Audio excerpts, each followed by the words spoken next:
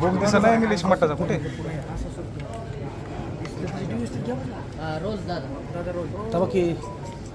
मी आता बारामती मेडिकल कॉलेजला आलेलो आहे. माझा PA अजित जो माझ्याबरोबर जिल्हा परिषदपासून आहे, त्याच्या परिवारामध्ये त्याची 15 वर्षाची मुलगी, तिचा मृत्यू काल झाला, आज सकाळी झाला. खरं तर पोलीस आपल्याला नंतर सांगतीलच कशामुळे झाला, काय घडलं, कसं घडलं हे तपासानंतर आपल्याला त्या ठिकाणी कळेल. पण अजित आणि त्याच्या परिवारावर दुःखाचा खूप मोठा डोंगर कोसळलेला आहे आणि आपल्या पोटची मुलगी जर काही कारणांमुळे तिचा मृत्यू होत असेल, ते सुद्धा एवढ्या कमी वयामध्ये, तर कुठल्याही वडिलांसाठी ही गोष्ट समजून घेण्याच्या पलीकडे असते. बोलू नका देवा. पवार परिवार, माझा सगळा परिवार व त्याच्याचबरोबर बारामती ॲग्रोचे सर्व जे कर्मचारी आहेत ते अजित आणि त्याच्या परिवाराबरोबर आहेतच. DYSP साहेबांबरोबर माझी चर्चा झाली. दवाखान्यामध्ये असणारे जे मेडिकल ऑफिसर आहेत त्यांच्याशी चर्चा झाली आणि त्यांना मी विनंती केली, एकतर पोस्टमॉर्टम होत असताना त्याच्यामध्ये हलगर्जीपणा कुठेही नको. पोलिसांकडनं सुद्धा माझी अपेक्षा आहे की याच्यामध्ये हलगर्जीपणा न करता खरं काय घडलं, काय कारणं आहेत, कशामुळे तिचा मृत्यू झाला, हे कुठं ना कुठंतरी त्या ठिकाणी आपल्याला बघावं लागेल.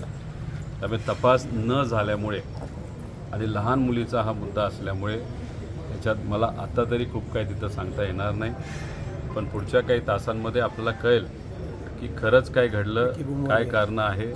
त्यामुळे त्यांच्या परिवाराशी चर्चा करून मग पुढे मीडियाबरोबर काय बोलायचं हे मी त्या ठिकाणी ठरवेल. दादा, एकंदरीत बारामतीमध्ये गुन्हेगारीचं प्रमाण वाढत चाललेलं आहे असं वाटत नाही का? कारण का एक दिवसापूर्वी तांदोडे येथे एक आई आणि मुलाचा देखील मृतदेह बंद खोलीमध्ये सापडून आलेला आहे. ते बघा, बारामती असो नाही तर महाराष्ट्रामधला कुठलाही तालुका नाही तर गाव असो, तिथं जर एखादी घटना घडत असेल ज्याच्यामध्ये सामान्य लोकांवर अन्याय होत असेल तर ही गोष्ट आपल्याला पटणार नाही, पटणारीही नाही. आणि त्याच्याचबरोबर पोलीस प्रशासनाचा वचक हा कुठं ना कुठंतरी त्या ठिकाणी कमी झाला आहे असं आपल्याला तिथं बोलता येईल. पण हा जो इन्सिडेंट झालेला आहे, ही जी घटना घडलेली आहे, याच्यात खरं काय घडलं आहे हे आता आपल्याला सांगता येणार नाही. त्यामुळे या घटनेसाठी पोलीस प्रशासन जबाबदार आहे का हे आत्ता तरी आपल्याला सांगता येणार नाही. पण इतर ज्या घटना ज्या घडत आहेत म्हणजे बारामतीमध्ये सुद्धा आणि इतर परिसरामध्ये कुठं ना कुठंतरी होम डिपार्टमेंट या बाबतीत कमी पडतं आहे हे मात्र नक्की आहे. त्याच्याचबरोबर काही दिवसांपूर्वी तुम्हाला माहीत असेल बारामतीमध्ये नवजात एक लहान मुलगी ही रस्त्यावर तिथं सापडली. देवाच्या कृपेने ती जिवंत होती, तिच्यावर ट्रीटमेंट तिथं करण्यात आली. मग ती मुलगी तिथं सापडली कशी? आता काही वर्षांपूर्वी अजितदादांनी स्वतः पाठपुरावा करून बारामती शहरासाठी प्रत्येक कानाकोपऱ्यात CCTV कॅमेरा हा मंजूर केला होता. अजितदादांनी मंजूर करत असताना बारामती शहरासाठी खूप मोठा प्रोजेक्ट तिथं मंजूर केला होता. पण त्याच्याचबरोबर काटोल म्हणजे अनिल देशमुख साहेबांचं जे गाव आहे तिथेही मंजूर केला होता आणि कर्जत आणि जामखेड अशा 2 ठिकाणी तिथं मंजूर झाला होता. पण दुर्दैव असं या गोष्टीला अनेक वर्ष जाऊनसुद्धा कदाचित तो CCTVचा प्रोजेक्ट अजूनपर्यंत होम डिपार्टमेंटली मंजूर केला नाही. तर बारामतीचं नाव होतं म्हणून मंजूर नाही झालं का वेगळं काय कारण आहे हे सांगता येणार नाही. आता ते नवजात बाळ जे सापडलं ते तिथं कुणी ठेवलं, कोण ते लोक होते हे आपल्याला सापडतच नाही आहेत. त्याचं कारण CCTV कॅमेराज त्याच्या परिसरामध्ये नाही. ही सुद्धा घटना जिथं घडली, एका बिल्डिंगला CCTV आहे, दुसऱ्या बिल्डिंगला नाही आहेत. पण आसपासच्या परिसरामध्ये CCTVचा अभाव असल्यामुळे या इन्व्हेस्टिगेशनला थोडा वेळ लागू शकतो. त्यामुळे कुठं ना कुठंतरी CCTV कॅमेरा प्रत्येक मोठ्या शहरामध्ये असणं महत्त्वाचं आहे, जेणेकरून अशा जेव्हा घटना घडतात तेव्हा तपासामध्ये आपल्याला त्याचा फायदा होत असतो. दादा, तुम्ही आता असं म्हणालात की DYSPशी बोलणं झालं, अधिकाऱ्यांशी बोलणं झालं. प्रथम दर्शनी तुम्हाला याच्यामध्ये काय जाणवते? प्रथम दर्शनी जाणवते का घातपात जाणवते? इन्व्हेस्टिगेशन हे पूर्ण न झाल्यामुळे याच्यावर एखादी स्टेटमेंट देणं नाही तर बोलणं हे मला असं वाटतं योग्य ठरणार नाही, कारण परिवार फार भावनिक या बाबतीत तिथं झालेला आहे. लोकांशी बोलत असताना सुद्धा संमिश्र प्रतिक्रिया तिथं येत आहेत. त्यामुळे पूर्णपणे पोलीस डिपार्टमेंटवर आणि परिवारावर हा विषय आम्ही तिथं सोडलेला आहे. पुढच्या 3 तासामध्ये जो काही जिथं ती घटना घडली असं म्हणलं जातं, ज्या बिल्डिंगजवळ नाही तर बिल्डिंगवरून ही घटना घडली तिथला CCTV कॅमेरा पोलीस डिपार्टमेंट तिथं बघत आहे.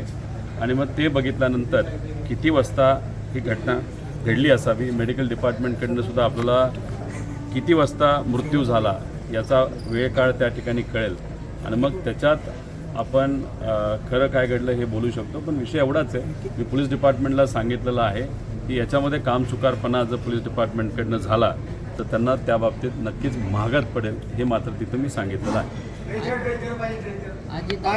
अनेक निवडणुका झाल्या, आपण बघितलं निवडणुका आल्या की निनावी पत्र यायचे, परंतु आपण बघितले की 5-6 दिवसापूर्वी पवारांना एक पत्र जागरूक नागरिकांनी टाकलेलं सोशल मीडियावर, जेणेकरून ही गुन्हेगारी कुठेतरी थांबली पाहिजे. नाही, गुन्हेगारीचा मुद्दा महत्त्वाचा आहे. बऱ्यापैकी आम्हाला ज्या काही गोष्टी करत आहेत की आता हा इन्सिडेंट झाला म्हणून खरं तर मी बोलतोय, राजकीय इथं वक्तव्य करणं योग्य ठरणार नाही. पण जेव्हा अजितदादा होते तेव्हा गुन्हेगारी नाही प्रमाण खरं तर बारामतीमध्ये होतं. कुठंच म्हणजे भीती वाटायची, एक वचक असायचं दादांचं. कुठे काय घडलं तर दादा स्वतः त्याच्यामध्ये लक्ष देऊन असायचे. पण कुठं ना कुठंतरी ती जी कायदा व सुव्यवस्थेची घडी आहे ती विस्कटली, हे मात्र त्या ठिकाणी आपल्याला बोलता येईल. याच्यामध्ये व्यापाऱ्यांना काही लोक धमकावत आहेत, त्याच्याचबरोबर एक्स्टॉर्शन काही प्रमाणात वाढलेलं आहे.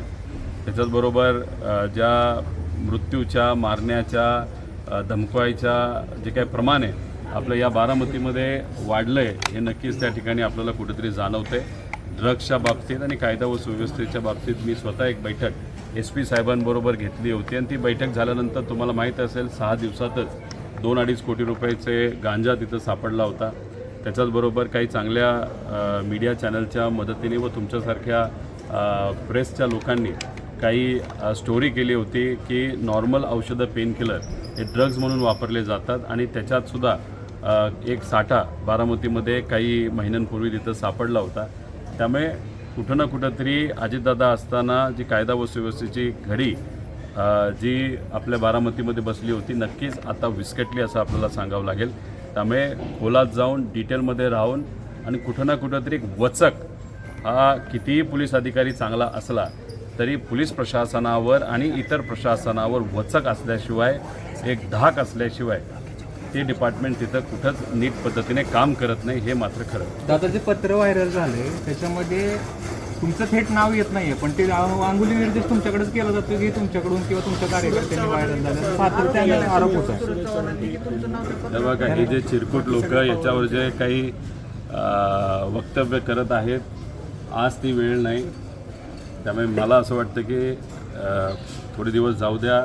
माझ्या जवळच्या एका व्यक्तीची मुलगी तिथं वारलेली आहे.